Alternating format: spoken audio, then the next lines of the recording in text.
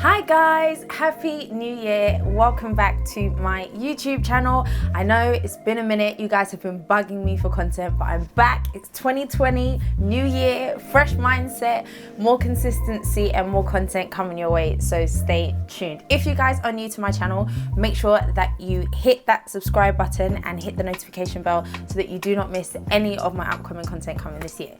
So I asked you guys on my Instagram what content you want to see from me in this year, and a lot of people said that they wanted me to do a summary of what my first year of marriage was like. So I did a bit of reflecting and I came up with 10 things that I learned in my first year of marriage. So without further ado, let's go for it.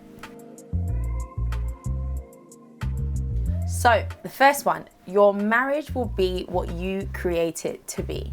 So coming into marriage, obviously I've never been married before, so you've got all of these thoughts. What's it gonna be like? What's life gonna look like?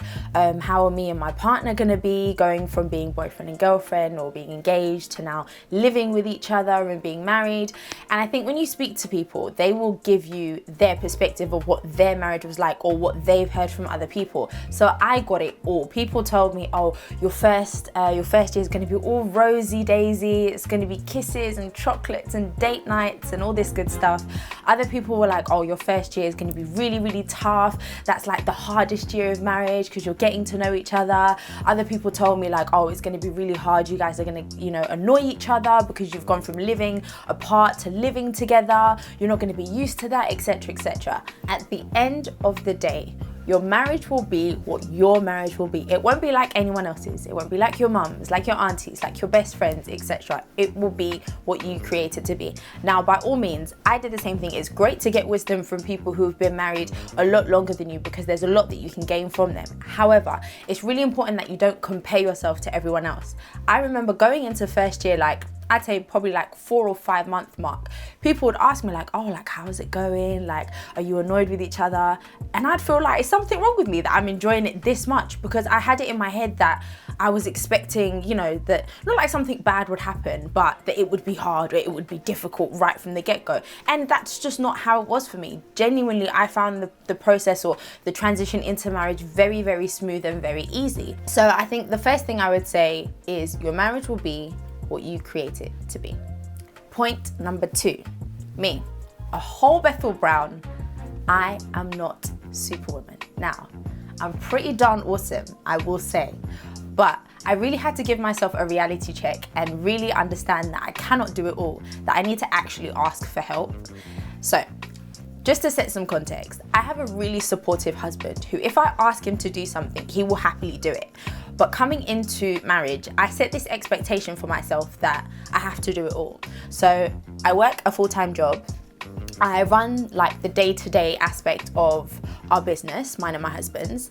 And then on top of that, there's your social life and all of that kind of stuff. There's church, and then there's being a wife. There's looking after the house, cooking, cleaning, etc.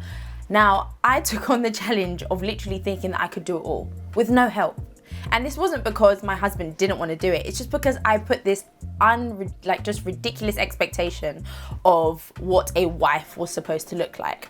So I think it got to like month 6 and I started to realize, girl, you're tired.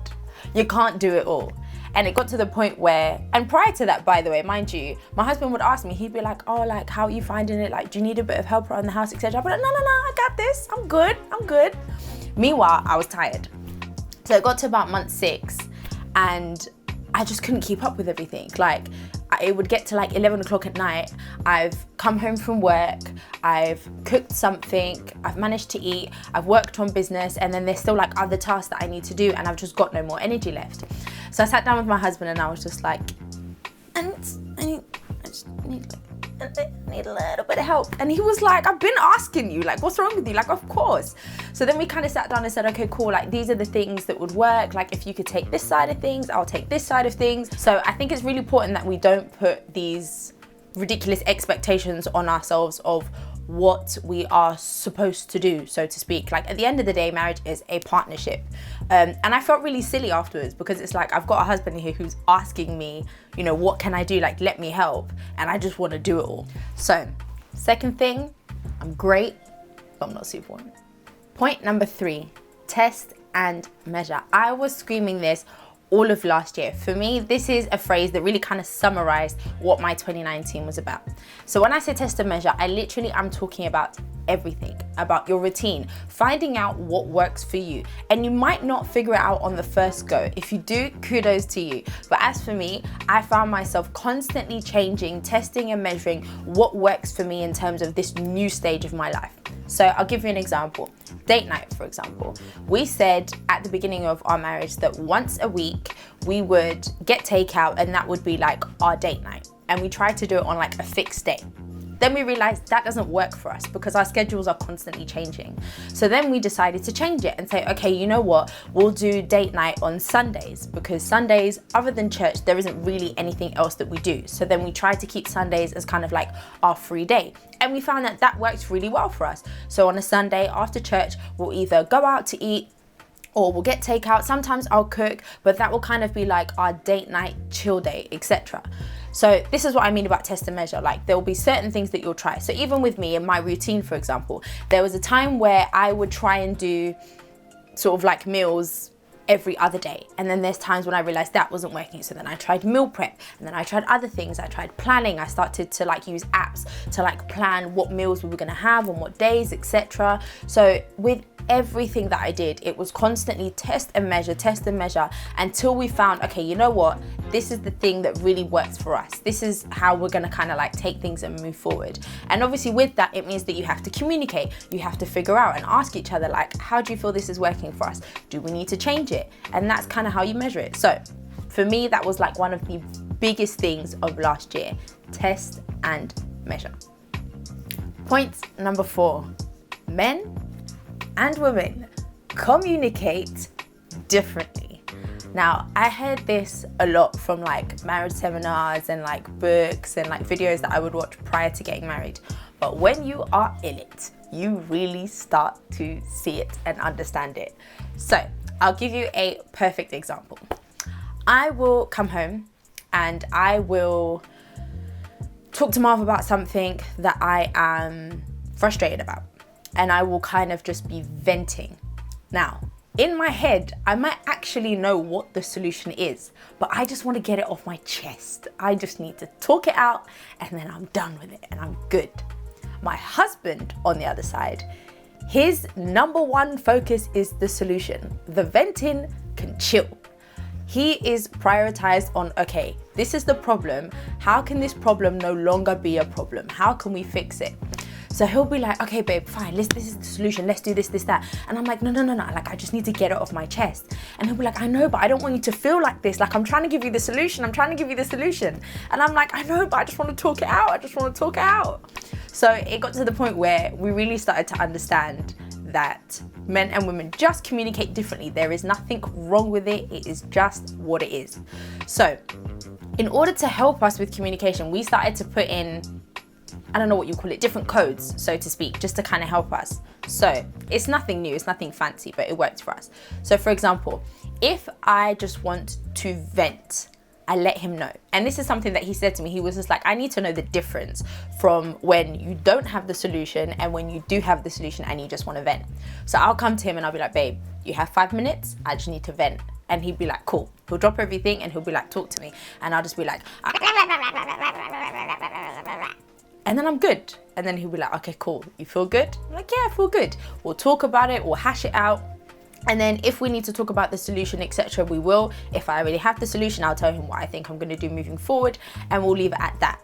But I think it's really important to understand kind of like what works for you guys. So for us, codes kind of work. So we kind of have little things that we tell each other here and there just to kind of keep each other accountable and kind of understand how we can better communicate with one another. Because at the end of the day, forget about even men and women. As human beings, we all have different preferences in terms of how we communicate. So as for me, I don't really like speaking to someone if I can see that they're multitasking, because it just automatically makes me feel like the person is not listening. They could very well be listening to me, but for me, I'll just be like, you with me? Hello?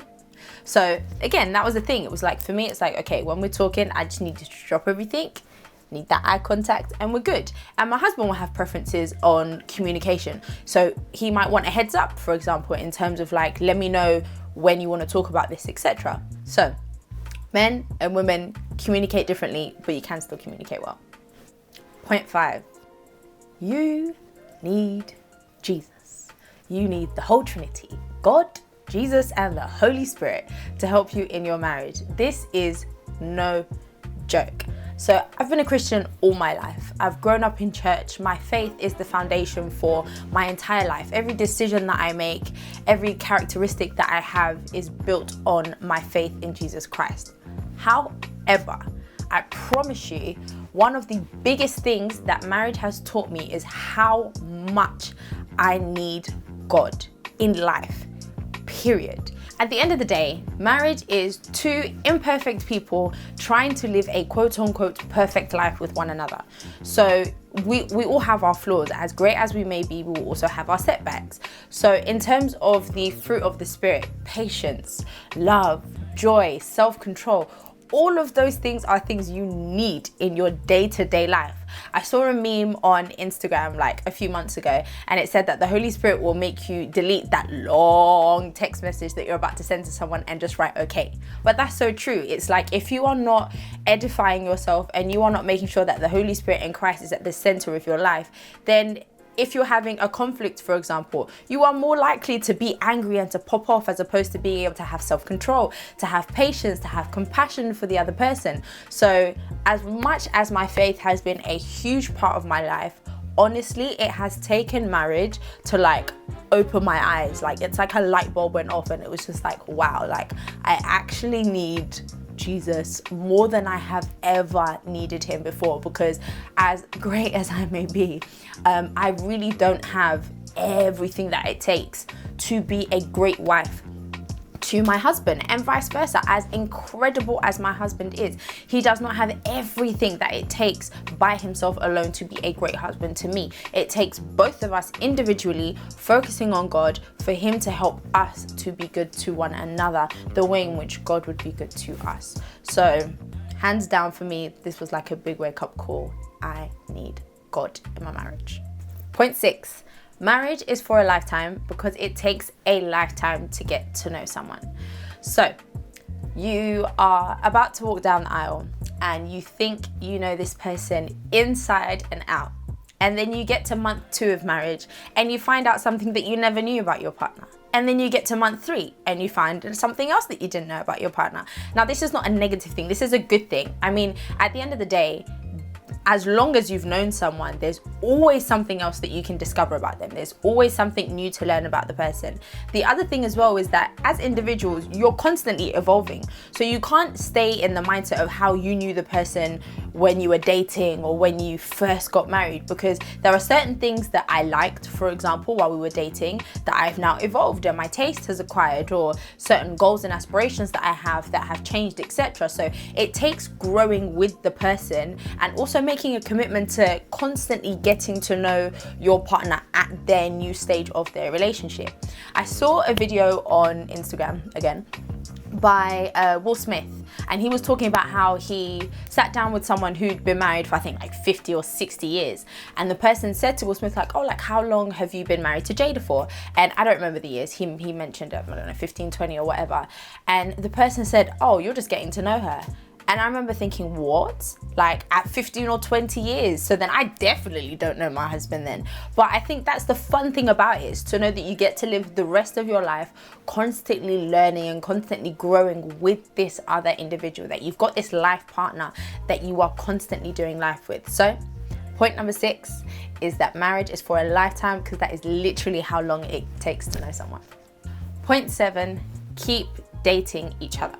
Now, I feel like me and my husband were really good at dating each other while we were dating, because that was just the season that we were in. But I think sometimes when you get into the swing of marriage and just doing life together, getting up, going to work, coming back, doing business, going to church on Sunday, coming back, etc., you forget to date each other because you just get consumed in just the day-to-day of life and whatever that looks like for you. So we had to be very intentional when it came to dating and date nights while we were married. Now, Date nights doesn't have to be the Shard. It doesn't have to be going on a flight and going to another country or whatever. Date night, literally for us anyways, our definition of it, I would say, is just intentional time together, where everything else is away, phones are away, etc. It could be that we find something to watch on Netflix and that is just the hour that we spend together. It could be dedicated time on the sofa where we're just cuddled up and we're just talking, catching up on life. Sometimes date night for us is sitting down and planning our goals and strategies and finding out how best we can help one another. Sometimes it's going out, finding a new restaurant, etc. There's been times when I've asked people on my Instagram for ideas for date nights and things like this. I think especially living in London, there are so many places, so many things to do that we just don't. So there were times where we decided to just be tourists. So we went on the London Eye. I grew up in London, never been on the London Eye before. We went to Madame Tussauds, like just fun things that are inexpensive to do, that are local to you, that are easy to do. But again, it all comes down to being intentional. So one of the things that we did is we wrote a list of all the various different things that we wanted to do. Some of them would be go for a walk. Some of them would be go to the cinema. Some of them would be go to a new restaurant, try a different type of cuisine, have a date night at home, watch a film, watch Netflix, etc. So I think for me that was fun in terms of just trying to be more intentional, having a list and being able to choose and pick and say, okay, cool, you know what, let's plan a date night for next week. What do you want to do? Let's find something inexpensive, or sometimes treat ourselves and say, you know what, let's splurge a little bit and let's do something a bit different. But I think it is so important to remember to still date while you are married, because I think that's just like the fun side of it. So 100% keep dating. Point number 8, you are a product of your upbringing and your experiences. So I'll explain. A couple of months ago, me and my husband sat down on the sofa and we literally were just chilling. We sat down for like a couple of hours and we were just talking, and we started to talk about our childhood, and we realized how much our childhood has affected the lens in which we see certain things. This could be life itself, this could be family, this could be finances, education, marriage in itself. At the end of the day, you are a product of what you've seen, what you've experienced, what you've been taught, and a lot of that is just learned behavior. So for example, take finances.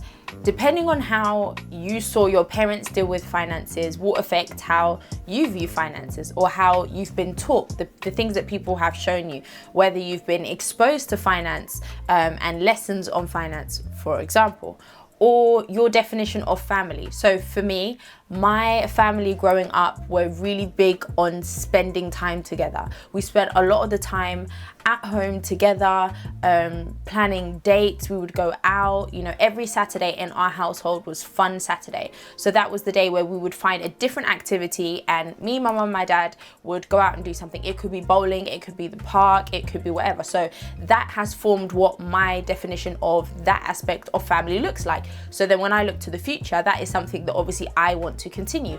If my husband has a different idea of what family looks like, then it takes us coming together and us saying, okay, this is what my definition of family looks like, for example. This is what your definition of family looks like. Now let's come together and let's create what our definition of family is going to look like. Now, there will always be pressure from other people, from family members, from friends, of what your family should look like, what your finances should look like, what X, Y, and Z should look like. But again, it's really important that you guys come together and just decide for yourselves, like, what is life going to look like for us in every single aspect, so that you guys are really clear on it. But again, I think just going back to my point, it was only until we kind of sat down and really started talking about our childhood that both of us really realized how much of the way in which we think, the way we are, has really just been molded by the experiences and the childhood that we've both had. So I think it's really important to kind of sit down and have those conversations, because honestly,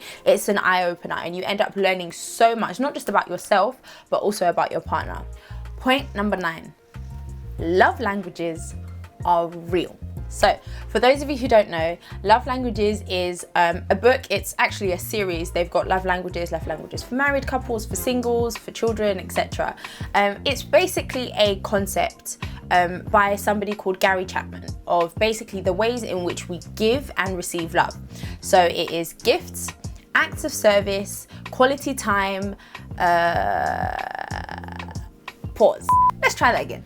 Quality time, gifts, acts of service, physical touch, and words of affirmation. So these are the 5 ways in which he says that we give or receive love.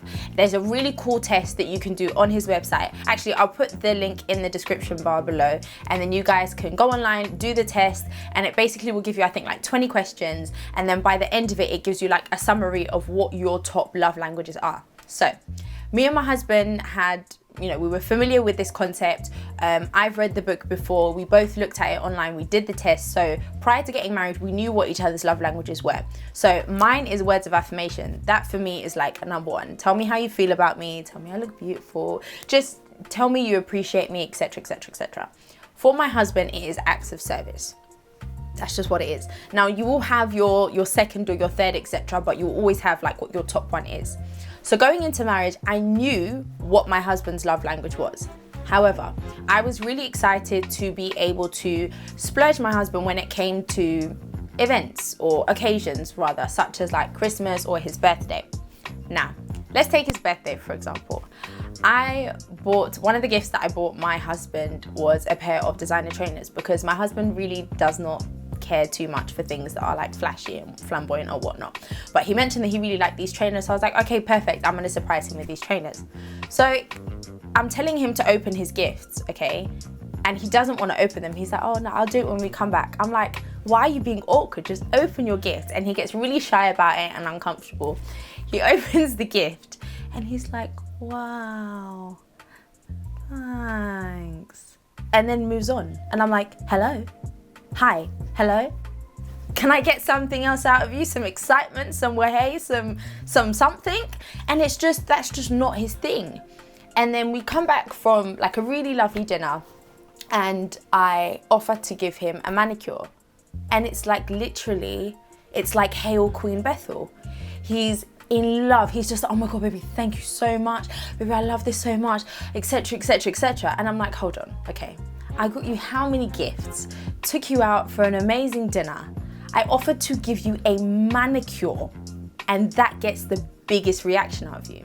So it came to a point where I just had to tell myself, you are literally punishing the man for not giving you the response that you want when that is not his love language. Now, does that mean I'm not gonna ever get him gifts? No, he knows that. But I just don't have this big expectation for him that I know I would get from him when I give him love the way in which he receives it, which is acts of service. So love languages is real for anyone who is in a relationship, whether you're dating, engaged, married, 100%. I really think, like, I've put so many people onto this. I really think you should go online, do the test, because you will really learn a thing or two about your partner. So love languages are real. Point number 10, the final point. What you decree is what you will see. Now, going into marriage, if you are constantly telling yourself that marriage is hard, or even in marriage or in your relationship, if you are always focusing on the things that are wrong, the shortcomings in your partner, or the things that, are not where you want it to be in your marriage, those are the things that are going to continue to expand and continue to grow. It is so important to keep speaking life over your relationship, to keep speaking life over your partner, to keep speaking life over yourself and your own position. Keep telling yourself, I will be a great wife, I will be a great partner to my husband, to my spouse, etc. Honestly, I have tested this and I have seen it for myself. The things in which you decree, you will see. That's just how it works. Like, it's a very simple concept, but it is tried, tested, and has proven to be true. And honestly, for me, at the end of it, when I summarize it, looking back at the year so far, I really believe that the marriage in which I have created with my partner, with God's help, has really created an environment for me to be able to flourish, to be, my best self. I have grown in leaps and bounds, spiritually, emotionally, physically, in every single aspect. So honestly, please be careful what it is that you speak out of your mouth. Be careful what it is that you say, that you declare, because you will see those things. So what you decree is what you will see in your relationships and in your marriage. So that was it for the 10 things that I learned in my first year of marriage. If you enjoyed this video, smash that like button, make sure that you subscribe and that you hit that notification bell so that you do not miss another video. And talk to me, let me know in the comments below if you got something out of this video, what your favorite point was, and also if you've got some ideas for the kind of content that you want to see from me this year. So I hope you enjoyed this video, and I'll see you guys soon. Been a minute. Oi, oi. Draw me out. Why? Um, Since when do you leave the room? Maybe it's more comfortable then. You can stay. Is there something else you'd rather do? I know it's been a minute, but your girl's back. 2020 means new year, fresh start, better content. No, not better content. It's been good. Okay, let's try that again.